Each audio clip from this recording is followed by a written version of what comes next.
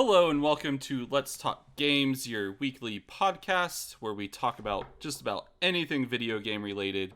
Brought to you by myself, Travis, and Logan, Kyle down below, and the Dark Knight, Alex, in the bottom right corner. And so Kyle kind of came up with this idea, so I'm going to let him introduce the topic for us this week. The topic for this week is your best and or favorite couch co-op game.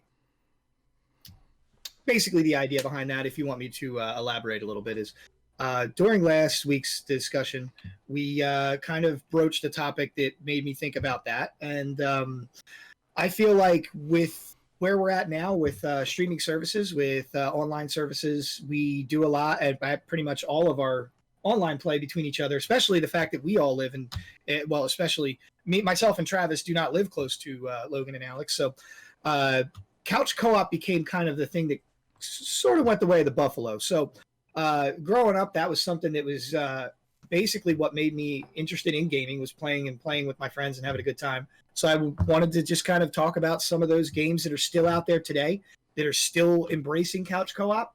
And maybe some of the ones that we played in the past that were so much fun that kind of made us, I guess, enjoy what we do, as a hobby. So, all right, and kind of like last week, since you also brought up the topic, I'm gonna let you go first and bring up your game that you want to bring to the table.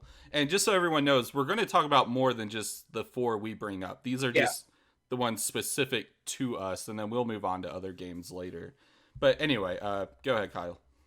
So for me, the one that I really enjoyed a lot and invested time into with a friend out on the couch was Portal 2. I even actually played Portal 2 with my girlfriend, who's my fiance now, but girlfriend at the time. And we got a couple levels in, and then I realized that this may possibly break us up as a couple. So it's one of those couch co-op games that actually, by that sense, does demand that you don't just kind of float through it. You've got to problem solve, because for anybody who's not familiar with the Portal series, it's made by, excuse me, I'm going to space on that for a minute. It's made by Valve. And the concept behind it is that you have a gun that creates different, basically, portals. And you use them to solve physics puzzles and to get from basically an A to a B. Those things get exceedingly more difficult. And in the first edition of this game, it was a single player game. You played by yourself. When they brought the second one around, they added a co-op adventure. It gave you two little kind of quirky, funny robots, because they realized that the angle of this game has a lot of humor involved, and basically just polished the original game up more with that concept of playing it with a friend. Everything about it, from the marketing, made you excited to play it. It was funny. All the what was it, Aperture Science Industries, or not Aperture Science, I forget the name of the guy who kind of runs it. Aperture Labs or something? I think it's I think it's something different. But the guy who voices basically I don't know, I guess you could call him an antagonist at times, is the same guy, the same actor who does all those Farmers Insurance commercials, and he uses that same, Cave Johnson, I think, is the name of the character. He uses that same kind of humor. So right away, when you start playing the game, you realize this game is meant for you to have a lot of fun. And as you start getting... Go ahead. Oh, sorry. So I've played Portal 2. Yeah. I've never played the co-op. Is it the same story in the co-op, or is it a different thing? It's its own entity, because the idea is that they're just two robots that are basically the company made them. So you're not trying to really break out with the robot, so to speak, like you would be in the single player story where you're dealing with Gladys, like in the first one, and then you're dealing with I forget the little Guilty Spark guy's name, but he goes kind of evil at first. He's like this really funny character in the beginning of Portal 2, spoiler alert. And then towards the end of that game, he's actually turns out to be the antagonist of the story. But basically, the thing about that even was this: you can enjoy and embrace the storyline, or you can completely ignore it because you're laughing too hard. It was so easy to just basically be a troll. And that's what you wanted to do in that game. Like playing and getting through it was fun in its own right because the physics puzzles were clever and they involved you having to use the portals in a way to kind of propel yourself with momentum. Like you're putting one up on a wall and you're putting one on a floor. You're jumping off a ledge to go down, and it shoots you out of the next portal, shoots you across the room to a platform you otherwise couldn't get to. Things like that were fun. But right away from the start, even from the commercials, you saw that you were kind of supposed to mess with the guy you're playing with too. So the whole time you never knew when you were going to be put into a situation, and they happen quite often, where you're at the mercy of the other guy. And it's like, okay, now you have to sit on this thing and don't get off it as I fly through the air, because if you get off, I'll fall, a wall comes up and I go down to a fiery death. And you're like, yeah, okay, step off. And it happened all the time. And whoever you played with, like, it was really like, sometimes you might have had to visit a marriage counselor. Is the co-op online?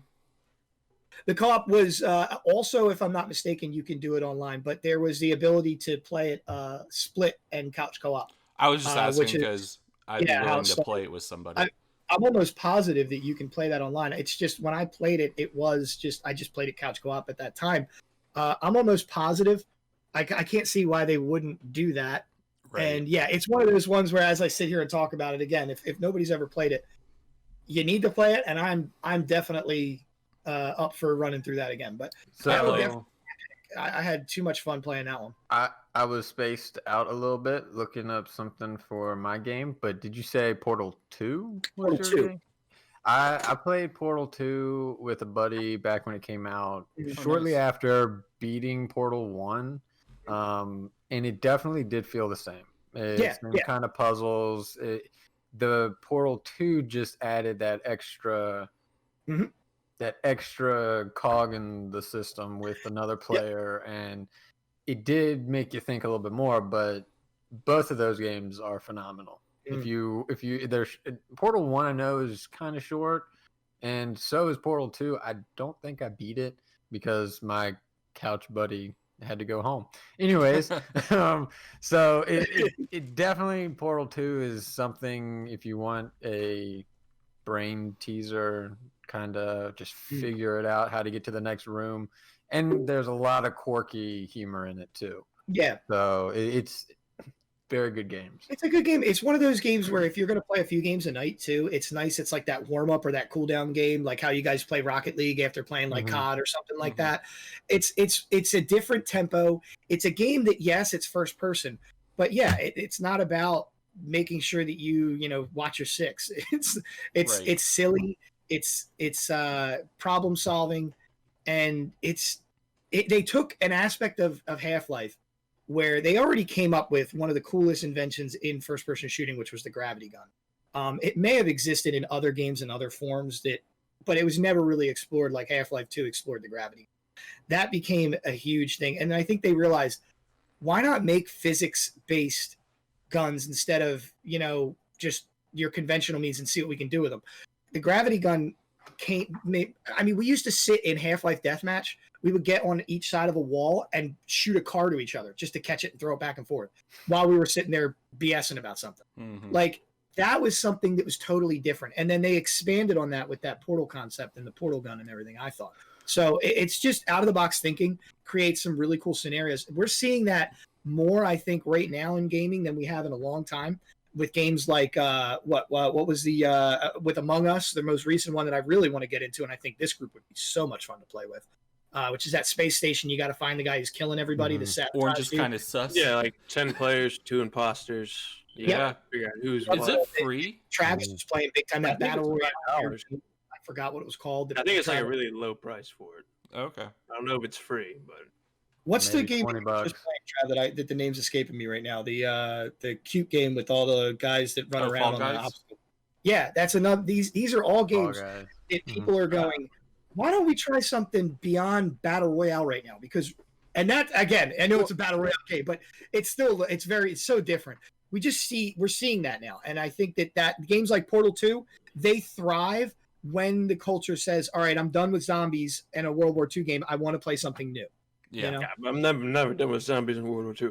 But Among Us also has a lot of creative potential because you don't have to just play the regular gameplay. You can set it to whatever you want. You can give like the killer super speed and quick kill times, and make it more like a slasher game where you're just trying to survive to the end, or vice versa. I saw another one last night where they did everything in black and white, and everybody had barcode names. It made it almost nearly impossible because you're just yelling, it's that darker gray guy there. He's the one who killed him. Bottom left, second row. How do you? There's nothing like unless are the barcodes slightly different? Yeah, they have to be slightly different because you can't have the exact same name. Right. Or be a space, or be a capital I versus a lowercase L. Everybody's got one vote for everybody. Yeah. That's hilarious. But that's a good thing about Among Us is that you don't just have to play what they set. You can, expand and make your own kind of, gameplay or, different modes and whatever, and you just have to be creative with it, which is what I like. Yeah, that would be a fun one to jump into. Yeah, I was watching Summit and like XQC and a bunch of guys on Twitch play last night. And to Alex's point, I did not realize how many different settings you can adjust in it. Like they had one where they were playing it where it was like no lights, so you only had a tiny little sphere of influence around your. There we go. That actually makes sense. Around your character, so like you could not. It wasn't like how when they were turning corners, you had that like long V that you could see around, and you could not see any of that. So it was actually like, okay, this looks like it could be a lot more difficult than I thought. At first, I was like, man, you could see all the way down the hallway. So, well, like the one I was talking about with like the slasher style, they gave they made one imposter, put his kill time to like 10 seconds, but made his vision like 2.5, which gave him just that no lights visual. So he has to find the crewmates when he can't see him at all, but they can see him from like around corners and shit like that. So have you ever, kind of to reel it back a little bit, have you ever played Portal or Portal 2, Alex? No, I've seen gameplay and people screwing around on it. I personally have never played it, but it's a good game. It's fun. Like I've never done the co-op part of it. But the single player is really good. Yeah, I mean, it's one of those ones where I kind of look at it as not saying that I'm not trying to get judgy with all the gamers that might be watching this, but I feel like it's one of those rite of passage games that you have to give it a shot and see what it's about, just because of how different it is from every other game that you're going to ever play. I agree. And that's why I tell, like, there's some games that come through that I go, okay, that's unique, and I see what it has to offer, but I've played a game similar to it, so I don't need to play that one. Right. Like when I see Torchlight and I know people play Torchlight, I'm like, well, I played Diablo, so I'm not going to play Torchlight. I played Diablo. Things like that. And some people would say, why the hell would you play Torchlight if you played Diablo? But that's besides the point. That's an opinion question. That's not what we're talking about. No, but in all seriousness, games like Portal 2, they don't come along very often, and they are a game that if you try, it will probably open up other games that you might not have realized you would enjoy to you, I guess, to yourself. So definitely worth taking a look at if you've never played it. Yeah, and it's usually pretty cheap too. It's not an expensive pickup at all. But okay, so I guess I'll go next. Mine, it's not entirely co-op, it's more couch competitive, I guess. Couch multiplayer. And I think it's one that a lot of people don't think about, because this was a game that was at every house. People who weren't even gamers had a console to play this game, and that's Guitar Hero. Oh, yeah. Like every like you would go to someone's house and be like, "Oh, you have a PlayStation 2? Do you play game?" "No, I play Guitar Hero." like I have my rock band set up. Like everyone had that game, and like every party you went to, you would just spend hours playing Guitar Hero. At least with my group, like we would. I was gonna say some people would be like, "You went to the party and did what?" But Chad, or one of my buddies, Chad. He's historically like a Halo, Call of Duty guy, but he had Guitar Hero. So like we would go to his house and we would just pass the guitar controller around to do, I guess, versus mode. And basically, if you kept winning, you just got to keep playing and playing and playing and playing until someone beat you. And obviously, there'd be other stuff going on. Like if you weren't playing Guitar Hero, you were drinking on the back porch or whatever. But underage drinking. Don't do that, kids. I had a Everybody was 21. Everybody had their IDs. Nobody drove home. You're right. I had a group where we had a full band, so we'd just be like 4 hours straight of just going through songs, Right? trying to, like, Yeah. pitch perfect and shit. Like, Did you have a band name, Alex? no, we didn't have a band name. Shatter the Sound. I wasn't gonna make a band name. Mogging Flowey. Mogging Flowey. I think that was before I started liking Flogging Molly. They're pretty good. Every once in a while, I get in the mood to listen to them, but Irish punk once in a while makes me. Well, you know what? If I'm drinking, then I want to listen to it. I think, right? But Get the Irish up. It's one of those things. Like I wouldn't necessarily say it's like my favorite couch co-op game, but like definitely all through high school. Like obviously, Guitar Hero and Rock Band and all that stuff is pretty much dead at this point. But all through high school is like you go to someone's house and they had Guitar Hero, and inevitably you would at least play for 30 minutes to an hour. Maybe you had that one friend who actually got DJ Hero, and you were like, "What are you doing?" I was the friend that got. Oh, you DJ. still have it in there? I don't have it anymore. I still have the peripheral in there. No, that one was actually pretty fun. It just came out so late in that was whole really what it was. hype that it died out. But that one was actually pretty good. Yeah, it was just funny because I remember they'd be like, "Let's have DJ tournaments at the GameStop," and I'm like, "No, get away. I want you in my store. Go away." I liked that game because I was like I still am. I'm a huge Daft Punk fan, and it had a ton of Daft Punk songs in it, mixed in obviously with others. But that's why I like DJ Hero, mainly for the music, not necessarily playing it. But yeah, so like it's like I said, it's not necessarily my favorite co-op game, but it is one that I spent a lot of time playing with people I would consider like people that don't even play games now. Like they played Guitar Hero. I don't even consider my friends now. like they never bought any other game. They never bought any other console. They had a PS2 with Guitar Hero 1, 2, and 3. And they didn't even play Madden, huh? Right, yeah, that's all they played. Maybe they bought like SOCOM or something at one point, but like because everybody else was, and then they were like, "No, I'm just gonna play Guitar Hero, guys." Right. But those guys could do the hammer-ons and pull-offs on those frets like nobody's business, though, couldn't they? So they're playing Dragon Force through Fire and Flame, and you're like, "F you, dude." They don't play any actual instrument, but they crush Guitar Hero. Yes, I know. They can't play the guitar. Amazing. That's the South Park episode. You guys ever see that one? Oh, yeah. I want to funny. say the joke, but for YouTube reasons, I won't at the end when he got a million points. The part when he's like, play John the Fisherman, and the kid just goes, click, click, click, click, click, click, click, click. And they're like, he's doing it. It's like just sitting outside holding the guitar and his controller in his hand. Or when he's like the washed up guy at the bowling alley playing Guitar Hero. That's Stevie Ray Vaughan. That's such a great episode. Plays the guitar and shits his britches. I have to see that. I have to go check that out. So does anyone else have anything they want to add to Guitar Hero at all? Well, my question... My fingers always hurt afterwards. Oh my god! Especially when you play for like 4 hours straight, my fingers just like, okay. The pinky.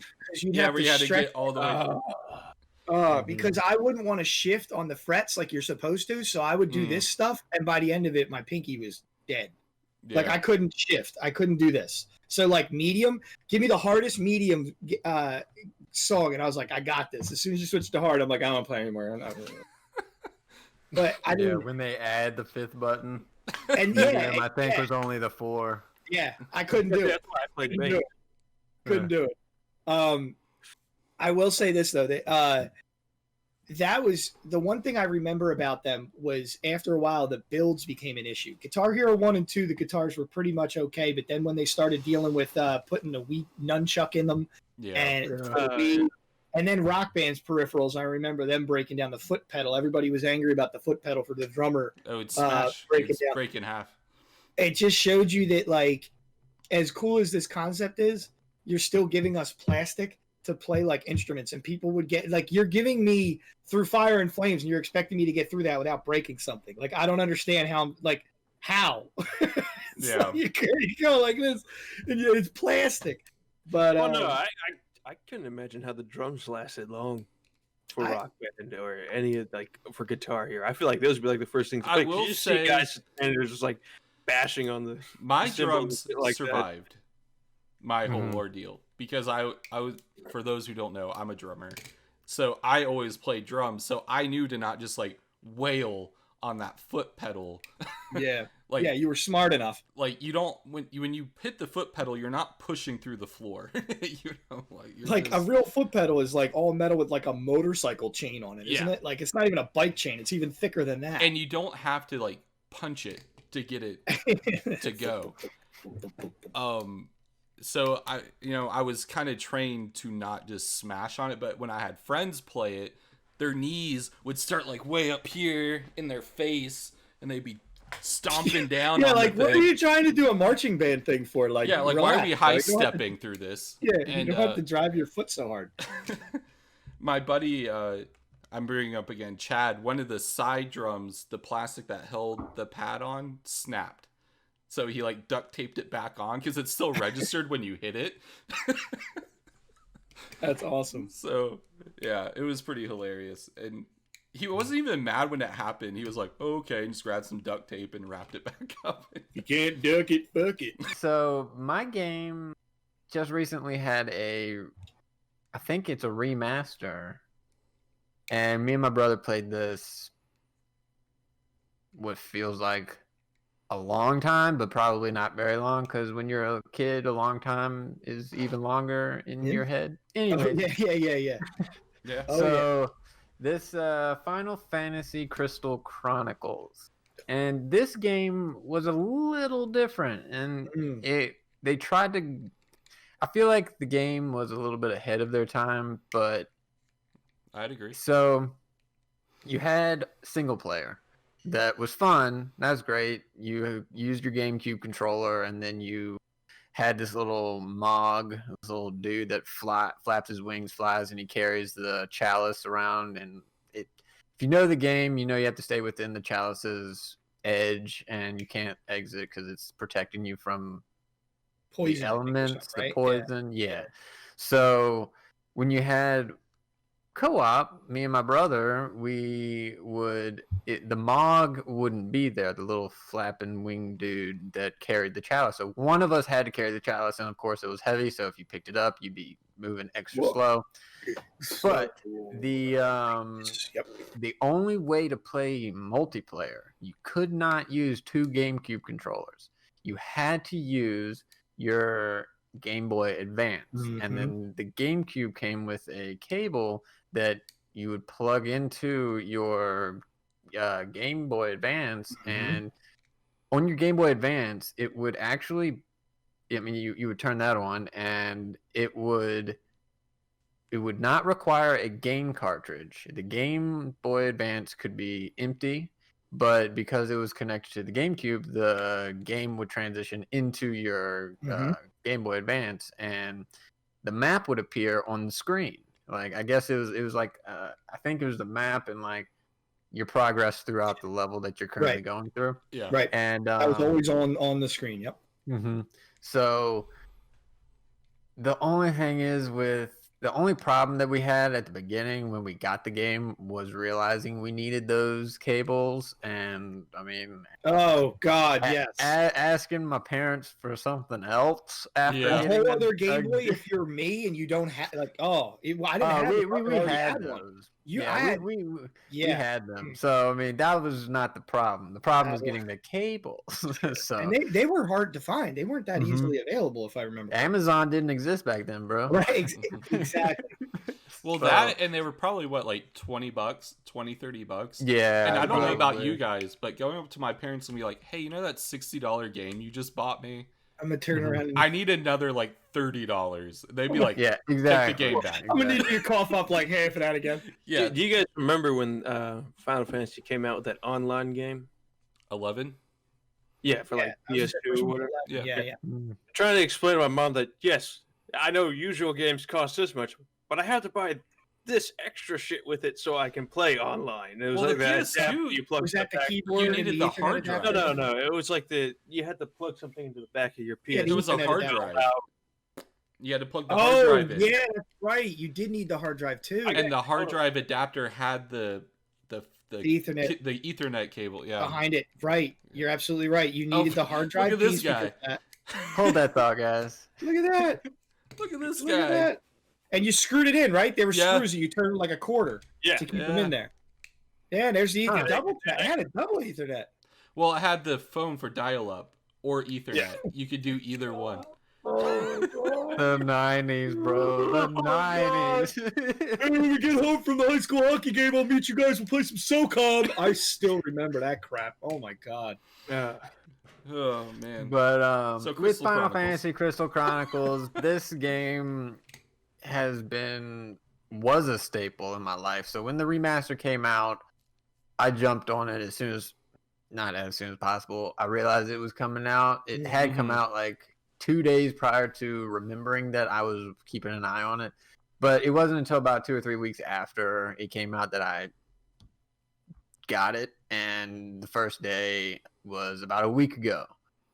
I think after we recorded our last episode, I got it. And I put 8 hours on it. Oh really? Nice. I never owned. Yeah, the art Crystal style of that game Chronicles. is still amazing. It's so beautiful. I mean, Yeah. the remaster. I recommend that game, even if you're doing single player. But now it's got online capabilities, so it is still couch.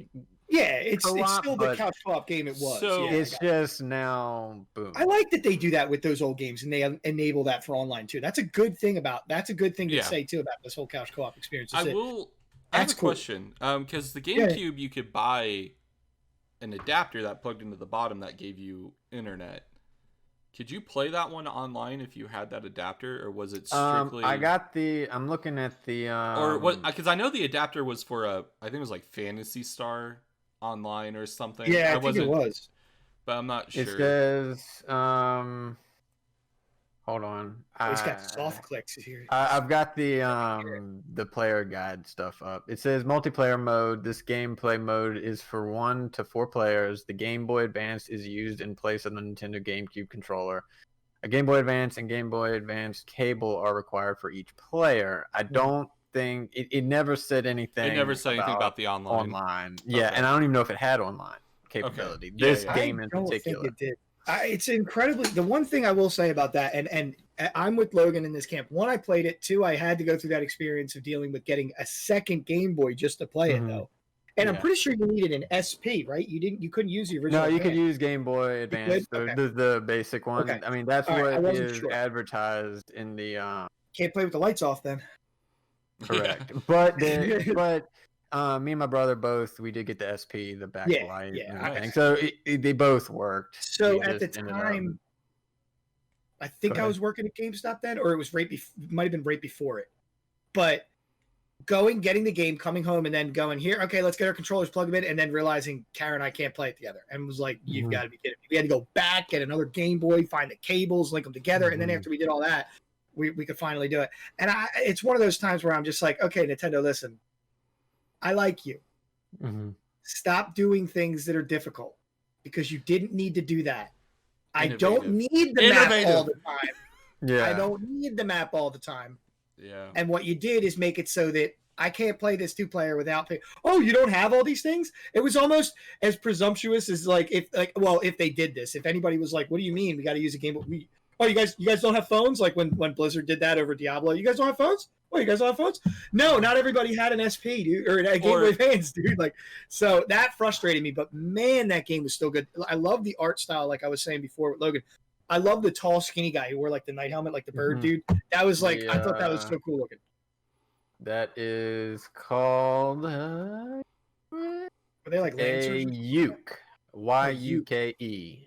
I Yeah, and And every character, you had a male and a female character, and 4 different skins of each male and female character. It had a pretty wide range of what you wanted to look like, and then as you progress, you're creating better weapons and armor, shields, stuff like that.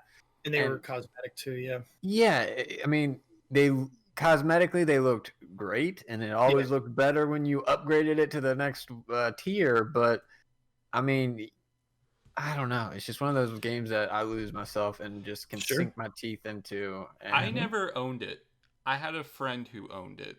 That's why I was really interested in the remake, because I'd only ever get to play it. Like you said, it felt like forever, but it was probably realistically like an hour here, an hour there. So like I never got to super get into it. I liked what I've played, you know, and it made me want to get the remake so I can finally say now I own it and I can play it whenever I want. And it is online, right? So it's like I can play with you guys if I want. I will say with this, the remastered, you've got the map on screen, and it's not in your little handheld. Oh, it's a weird! little circle, like right up here. Where I don't have to plug my Game Boy Advance into my Switch dock. Yeah, you mean that they coded something on their code and it all worked and stuff? That's crazy. I don't know why they would have done that. Why would they put a circle? They're not still trying to sell Game Boy Advance SPs. Yeah, literally, I felt like they were like, guys, you know how like we're like it was like the predecessor to the DS. They're like, okay, this is bad. Let's just do it like here. This makes more sense. Let's just do it here with 2 screens. Now, Final Fantasy wasn't the only game that took advantage of that. The Harry Potter game on GameCube. If you had the Harry Potter game on Game Boy Advance and you put them on at the same time, it would unlock different areas in the GameCube game. Oh my god! So it's like there was a few games that actually took.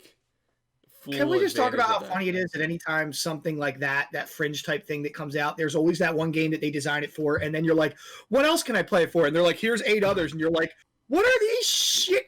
These people utilize this? What is going on? Harry Potter's the next one after Final Fantasy? There was another, I don't know time frame, but another game was Sonic. Oh really? The Adventure, I think the second one, Adventure 2 with the Black Sonic. Yeah. In the Chocobos, whatever. Okay. I think that no, not Chocobos. No, Chocobos is Final Fantasy. Final Fantasy. Hold on. Let me. The little pet dudes that you would pick up all of the. I know what you're talking about. I can't. Talking about the ones you got to save. No. It was like a breed. Yeah, the animals that you saved throughout the level, run into them, and then you would just like walk on them, and then they would follow you to the end of the level. Yeah. Collect like 4 or something like that, right? What you could do is if you had the Game Boy cartridge for this same game. I mean, it wasn't the same game. It was just the like Game a Boy Sonic version. Yeah. And what you would do is you could transfer your little guy that you're training because you beef him up. And what you would do with the Game Boy, you wouldn't use the Game Boy to play the GameCube game. You would just use the cable to transfer the dude. Yeah. And then when you're walking, doing whatever with the Game Boy, what you would do is you would play the levels, get the rings, and then you would use the rings to pay for fruit, and then you would feed the fruit to the guys, and that would beef up their different skills. And then you could transfer it back to the GameCube, where in the GameCube version or the game, you were able to compete, you were able to battle with them, race with them. It's amazing what they did to try to sell more copies and devices and things, isn't it? But that was that on top of Crystal Chronicles. Those are 2 games that me and my brother both utilized those cables for to connect the Game Boy Advances to the GameCube. Well, you made your mom and dad buy the cables, so you might as well use it. They're over there like, Logan and Ryan, you better be using those damn cables. I just wanted to play it by myself. Ryan, get over here and plug that shit in. I paid $30 for that. Twice. No, to go on what you were just talking about with that too, about how to save and transfer and stuff like that. I remember the Sega Dreamcast memory card doing similar things because that thing had a screen and had 2 little buttons and everything, and I think a little D-pad even. So that memory card, we used to I don't even remember the game we played, but I remember being in school and passing it between me and the guy who had the Dreamcast in the game. And we'd constantly be just when the other guy was doing work, it was level. We'd get back, plug it in. It was he's just coming out swole, ready to kill everybody and stuff after 8 hours of pressing buttons at school under the desk. I just found out what they were called. Dreamcast memory card. It was cool. The system. Chow, CHAO. Yeah. Chow, up for your own interpretation. I will say, so speaking of the Sega Dreamcast memory cards, the first console I played Tony Hawk Pro Skater on was a Dreamcast, because my dad had one. And whenever you crashed or fell off your skateboard, it would say, you suck, or something on the memory card. Nice, right on the memory card, which is jacked right there for you to see on your controller if you don't know the Dreamcast controller. It had a built-in break on the controller, so when you jack the memory card in, you still saw the screen. Yeah, it would say you suck, or it'd be do better or something. It was really funny. It would just taunt you every time you crashed. The 90s gaming was mean. This was the era that they said, okay, Sega came out and said we have to make a hardcore extreme mascot because Mario's the safe one. So they came up with Sonic. Everything was X this and racing that, and aggressive were words, and cool. A lot of speed running. Sega does what Nintendo don't. Some of the best games that came out on consoles came out on the Sega, like Mutant League Hockey and Mutant League Football, Skitchin', Road Race, Streets of Rage. Road Rage. I mean, no, Sega Genesis was my first console. Road Rash. Yeah. Actually, I think I have that. Great. It just sounds. You could play a sound effect from the Sega, and iconically, it came from that system. Streets of Rage is my favorite Genesis game. Or specifically the second one. I mean, 1 and 3 are great. Also a good couch co-op. Hey! So, Alex, do you have anything to add to Final Fantasy Crystal Chronicles, minus that sweet PS2 you got back there with your hard drive in it? I mean, no, I never played it. I never had a GameCube. Do you have a Switch? I'm sorry. No. That was Sell probably that my PS2. Go get a Switch, and we can all play together. No, fuck you, no. Oh, I don't sell any of my systems. Oh, yeah. right? If you see my room, I'm the same way. You see that shelf there? Yeah. I got an entire shelf filled with Xbox, PlayStation, PC games, and every time I was like, well, why don't you sell them? It's like, I don't want to. You should come to my house. We're the same person. Who would have thought the guy who's so calm was going to be the guy to drop the F-bomb and get mad at something? Because no, I've had this conversation way too many times with other friends. I was like, well, why don't you just sell it, man? You can make money. You can kind of see my shelf I don't want peeking right there with all my stuff on it. Like, I still have... I was going to say, he has no right to talk to you that way. Look at that room. I got a Nintendo 64. Yep. And a Sega Genesis right behind that. I promise you, my can't see the N64 Sega Genesis, is cooler than but yours. it's there. I promise you. Is it modded? What? One the second. Sega Genesis? 1 second. 1 second. Let me flex real quick. You see what you did? You see what you started? I got the modded Nintendo 64. He needs to take us on a Rumble tour Pack. of his room. I'm so glad he's wearing pants. Does he got jorts on? Does he got jorts on? We wearing jorts? He can't hear you. So, you have an N64, right, Alex?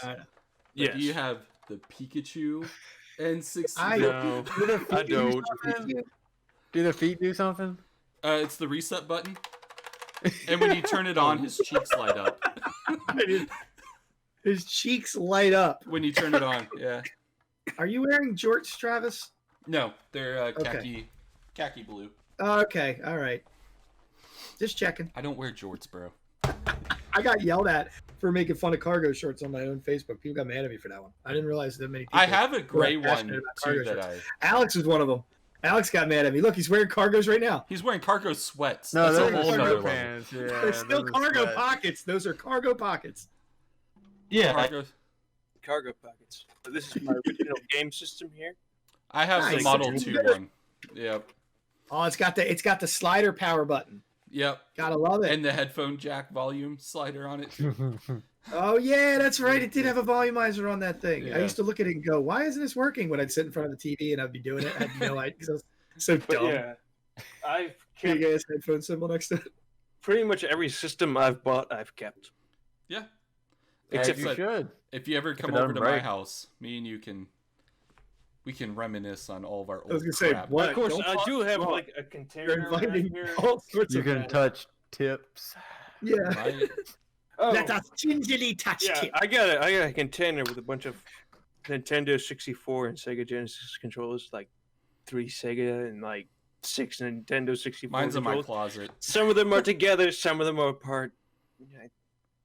I put all my hookups and controllers in Ziploc bags and label them like N64, so I know just grab this bag and it'll have everything I need in it to hook up. You need that Sega peripheral, Alex, that's like for like fighting games where it's like an octagon thing and you stand in it and you're supposed to like punch and kick and it like does stuff on screen. It doesn't really work well, but you need one because that would be just cool to see. I want to watch you play Virtua Fighter. All right, so I guess it's my turn. It would be. Could be. Yeah. If you want it to be. My game is Left 4 Oh, Dead. look who brought visual More visual aids. I have it all right there. Stepping up our production levels here.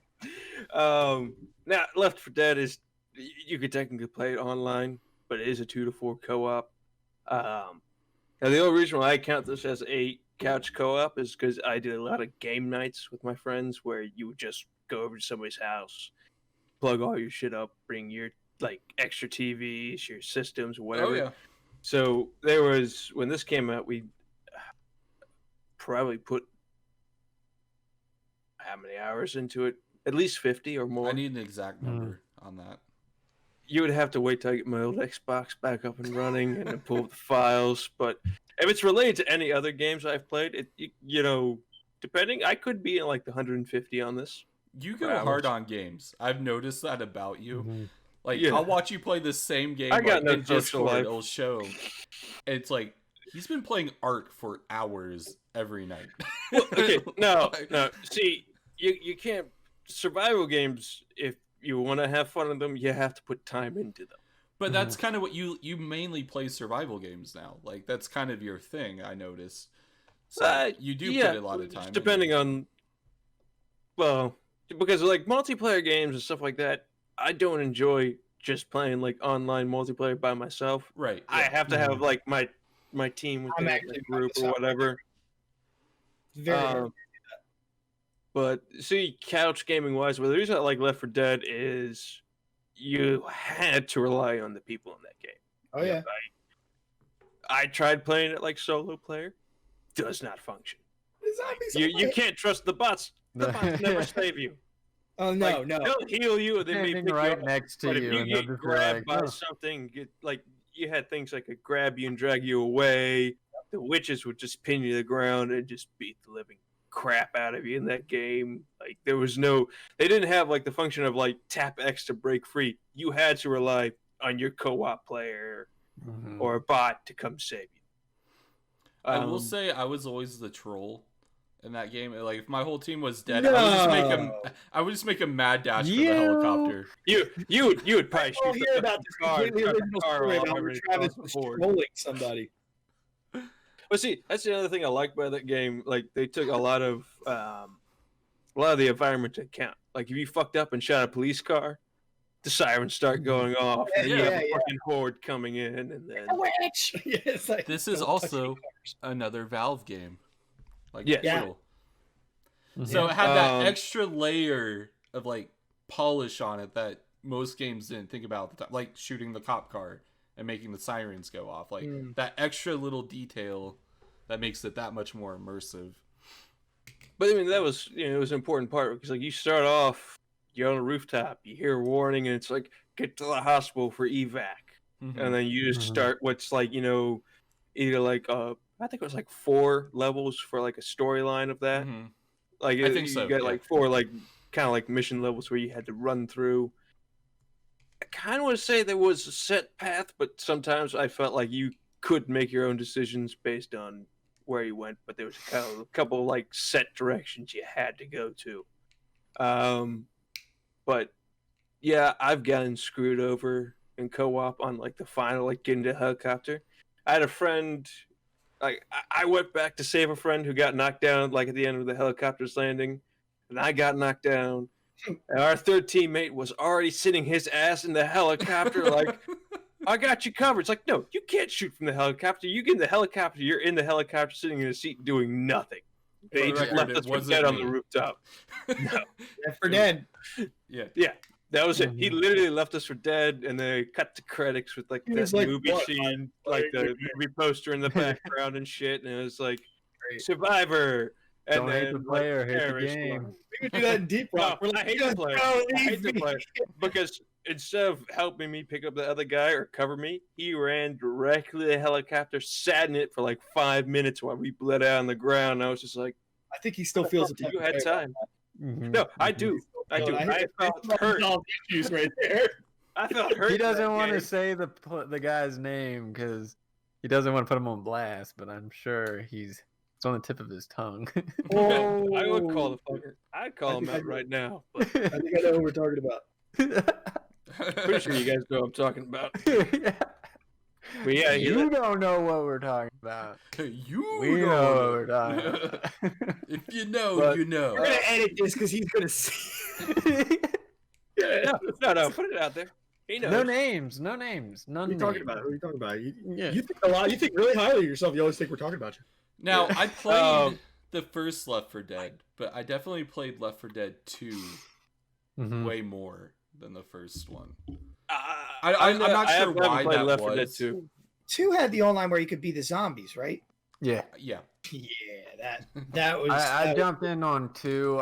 I was too late to the party for the first one, so I started jumping into PC gaming back in high school, right into senior year, and that's when I think Left 4 Dead 2 came out, and all the buddies that I was playing with at the time, that's one of the games we all jumped into. So yeah, but for a zombie shooter, Left 4 Dead was pretty fun. Oh, it had a lot of make sure you had some team tactics, especially like if you get to like every end level, there's usually kind of like a final point of defense where shit's coming. Yep. Like there's no maybe you can wait it out. No, it's like you start the call button for the helicopter or whatever, and then all hell breaks loose. What was your go-to weapon? Mine was the sniper. In the beginning, start of the round, whatever gun you could get throughout start the of the entire level would have been shotgun, but then I would eventually switch over to probably the M16 or something like that, just for more bullets or more rapid fire. Yeah. Because in the beginning of the game, you can get away with the shotgun depending. If it's 2 people, I would do shotgun because your initial weapons were usually shotgun or sniper rifle. And I'm not saying I'm a bad shot, but I just like something that at least had more rounds in it, and I didn't have to bolt action. I'm not saying I'm a bad shot, but I shoot and miss a lot. But actually, my favorite gun in this game was the dual Colts. That was my favorite weapon in the entire game. Yeah, I got tired and I laid down, took a nap. Just like you, 2 pistols, you just kept shooting constantly. Just aim just above the neckline and just keep pulling the trigger. I fired and I hit something, but it wasn't what I was going for, so I guess I missed.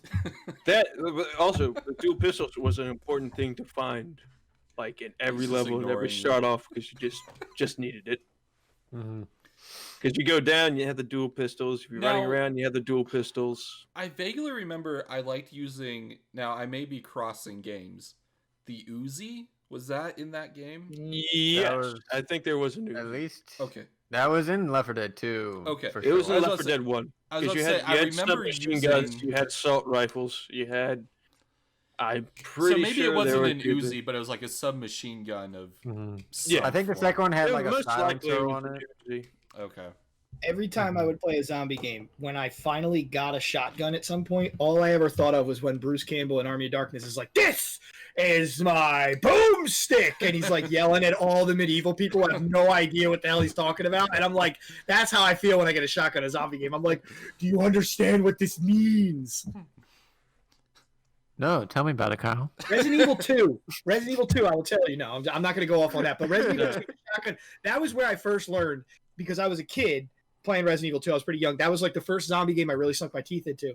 And when you got the shotgun as Leon and you upgraded that thing, other than Claire's bow gun, that thing was OP for not being like a special weapon with special ammunition you saved for a tyrant or whatever. So I don't think that's a topic that we can segue into another episode. However, just on a sidebar on this episode, think of all the games that you have played, whether it's a first-person shooter or Portal or whatever. What would be your favorite weapon that you've ever been able to pick up in a game and use? Easily the dildo sword in Saints Row 3. I already know mine. Okay. Well, I mean, let us know. What do you think? Oh, You instantly too. me. I'm a In the Half-Life comments, fanboy. tell me what you like. Oh yeah, right. I'm a Half-Life fanboy, so for me, it would be extensively talking about the gravity gun. There's no way It's a good one. gravity gun. That's a bit tough. Like, are we just talking guns, or just favorite weapons in weapons? general. Weapon. It could be a sword. It could be a gun. Yeah. Anything that you picked up and used to stay alive or whatever. Yeah, right.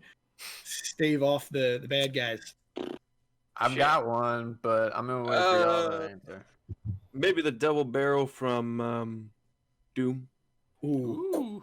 especially in the newer one where they added like the chain to it. Oh yeah. Damn. Well, no, in the new Doom, you get like you have the option. Well, you can upgrade to where you get like a grappling hook attached to the end of it, so you grapple hook to a person and then immediately blow them. Are you Like talking shoot. about Eternal? What? Are you talking about Doom Eternal? Yeah, Oh new my Doom. god, that game is so good. I know. Got Game played the Pass crap. October 1st. Oh, that game is But so yeah, good. no, I love the double barrel shotgun in that because I can just grapple hook to one guy, boom, reload, grapple hook to another guy, boom. So are we talking about favorite Travis? weapons right now? Yeah, Travis, you got one? For me, the most fun ones that I thought were really creative were the plasmids in BioShock. Specifically the electric one, where you would like sure, shock in the that one. water and then you would just like double tap. I love Murder of Crows and Infinite. That was cool. That was a good one too. Throwing the Murder of Crows on somebody and they're completely and then you could just be like, I'll kill these guys, and then you get back to him and he's like, "Wah!" He's like, looks like Nicolas Cage and Wicker Man, like, not the bees, and they're like freaking out. So I've got to give you a little bit of context on mine. So it The comes mushroom from the and game Dead Space 2. Okay. So you Those are have a cool uses for guns. you have a bunch of weapons that you can get and everything you buy from the little stall or whatever. But each weapon, if you pulled right trigger, you would fire it.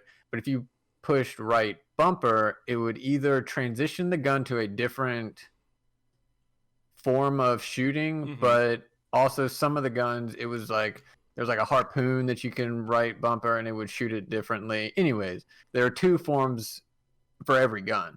Right. It's like a There- secondary fire almost, right? Yeah. So with this game, you beat it. If you beat it, it was 2 discs for the Xbox 360, I believe. It was a 2-disc game, so it was already pretty long, and it was about 9 hours on each disc. 18 hours. Yeah, I know, right? Whoa. But it was a linear story, so Yeah, it sure. always progressing, and at the time, that was pretty lengthy. Well, even But- now for a first-person shooter, 18 hours. It's That's a pretty good long campaign. first-person shooter. That's not Yeah. bad. 20 hours isn't bad. It definitely better, longer than any Call of Duty. Yeah, I don't know Call how of long Duty's you like want to go 4 with hours. shooter. Eventually, it gets kind of derivative Mhm. after a while. You got it. Well, this game, you had different levels of intensity. Every game has a different level of intensity, easy, medium, hard, and it keeps going. And this game, you had to beat it all the way through once to unlock the hardest difficulty. Mhm. The hardest difficulty, the catch was you had to get through the entire game using only 3 saves. When you die, you revert back to your first save or your last save. So I attempted it twice on the hardest difficulty. The first time I saved it once, and then I think I used my second save into the second disc, and then the third save was way too far out to really get to the end and then be able to beat it because I would die and then I'd go back like 2 or 3 hours. So I reset and I redid it. And I actually found on my own a way to give myself a 4th save. Oh. So what I did was Hacker. I didn't save it at all in the first disc. I got through 9 hours in one sitting.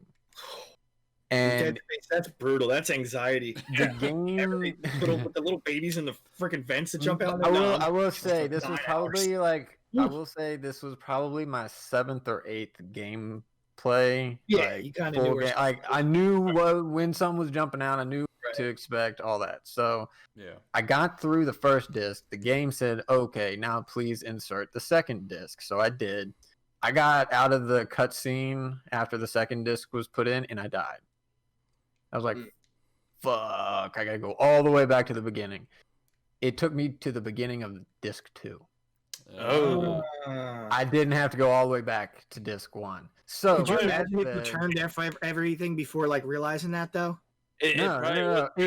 I died and then it loaded me back up and it was like, no. What I meant was, what if you got so mad that you shut it off before it reset?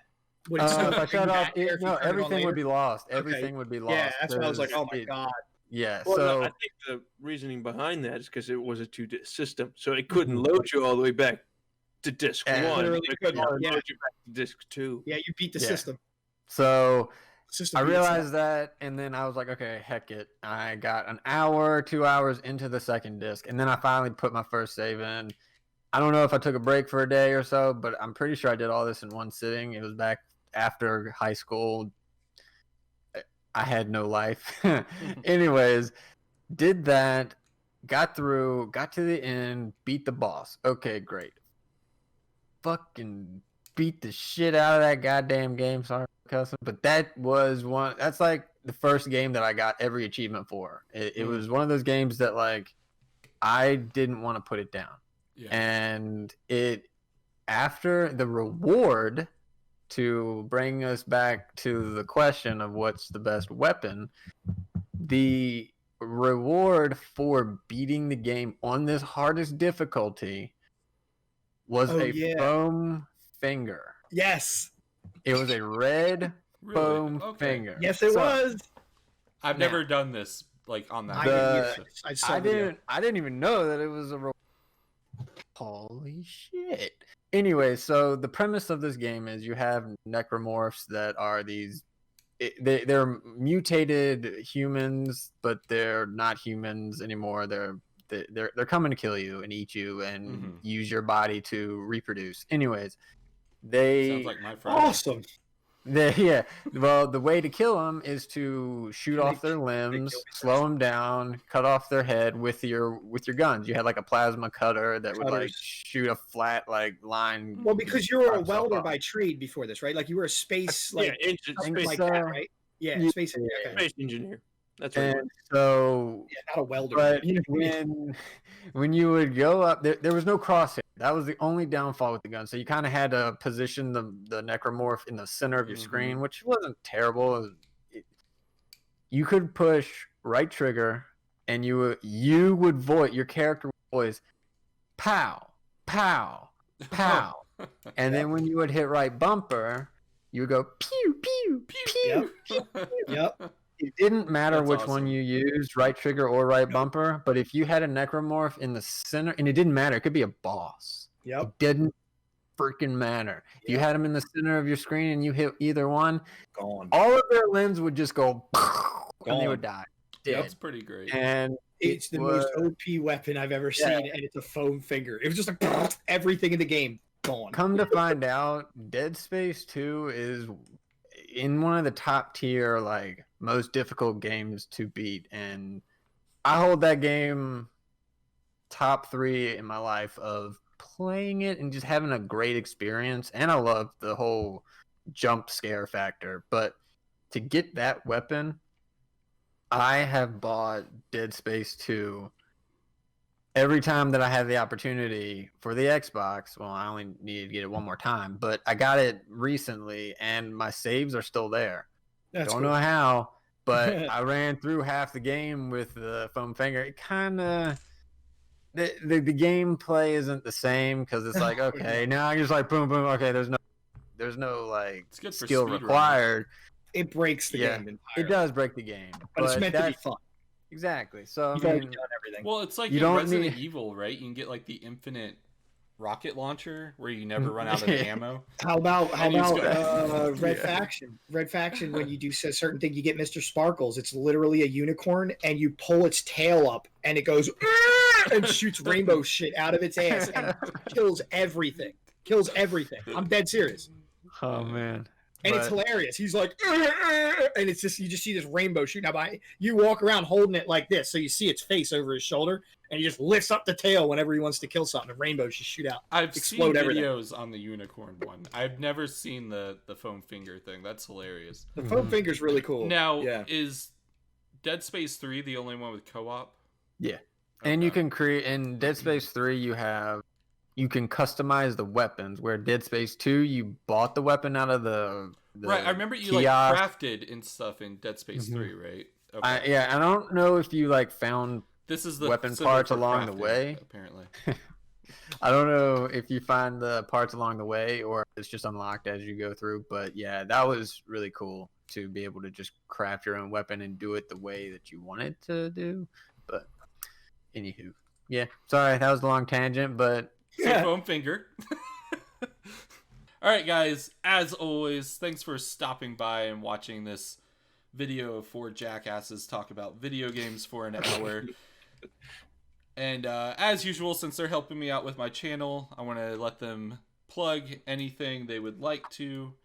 Starting with Logan over here, because on my screen he's over here. Thanks, Travis. So yeah, appreciate y'all sticking around to the end of the video. You can reach me on Twitch, Twitter, Instagram, Peacemang. My Twitch is Peacemang91. I do stream 2 to 3 times a week. You can come over there and check me out. Play some. I mainly play Mario titled games. Very frustrating can be at times, but yeah. I play video games. Video games. Is there all right, Alex, anything you want to out there? I don't have anything right yet, but coming soon would be some stuff to Xander's games, probably like a let's play of pretty much the Metro series. Okay. Most likely I'll be doing like Xander. Yeah. You want to plug that? You could. I don't have anything. If you go there now, you're not going to see shit. Well, because they have to pay to see it. So. Yeah, but it'll be a let's play of Metro, or maybe some streaming of the survival games I play. That's Ark and 7 Days to Die and Conan Exiles. I'd like to actually. Is that a survival game or is that an MMO? Conan Exiles is a survival. Okay, because I thought there was a Conan MMO. No. There's that no. Conan Exiles would be the MMO. It's a massive multiplayer game, but it's set to like a map. Okay. But it's also survival because you have to eat and drink and build shit and make your own shit. Okay, Though they okay, do so have it's a not lot an of MMO NPCs like in it, a Final so- Fantasy Online or WoW or something. No. Okay. It would definitely fall more in the survival, but you do have like quests and shit to do. Oh, cool. All right. But you have to find that yourself. And that's free to play, isn't it? I think maybe I on thought it Game was. Pass. I bought it a while back. Like when it first Okay, came so out, so it was paid for. Okay, I could have Yeah. sworn there was something that was free to play along those lines. But anyway, Kyle, anything you want to throw out in the universe? You can find me at Twitch TV/White Strider. I'm currently kind of the voice of the Peace Games Rocket League tournament that we're doing, which is going pretty well and getting towards its final stages. And you might find some past streams there of some of the matches we did in the past couple of weeks, and there should be more to come as we kind of unfold some new tournaments and some new formats with that. So come to find me on Twitch TV/White Strider. Do you have a specific day that you are? Oh yeah, thank you. Yeah, actually, right now Fridays seem to be the day that we're going to be trying to pull everything off and get consistent with it. So right now it's looking like Fridays between like 7 and 10 is going to be when I'll stream. I'm actually going to, once we nail that down 100%, I'm going to put up the schedule on the Twitch website as well, so you can look there and check back to see when I might be actually live. And all of this is Eastern Standard Time for Yes. anybody out there. So Yes, Eastern Standard Time for every time that we put up. Yeah. Add or subtract whatever time zone you're in to the time that we post or that Kyle posts.